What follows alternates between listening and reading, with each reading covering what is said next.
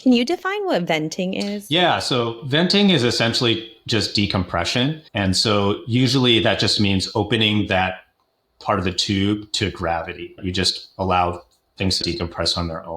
Typically that would be like a PEG or G tube or the gastric port of the GJ, typically where you vent out from the stomach.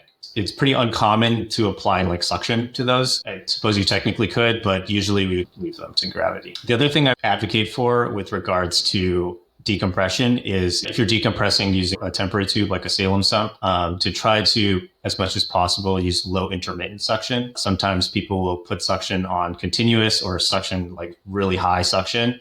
And then we get patients having bloody output from their NG tube. And we go down and it says like the tube's been sucking on the same part of the stomach for so long and they're bleeding from that area. And the gastric mucosa is all irritated and broken down. As much as possible, like once you've gotten like the large amount of volume out of the stomach and there's not a ton left in there, to just low intermittent. And that way you're not just causing damage to the stomach wall with suction. When you're using a tube for venting, can you only use a G tube?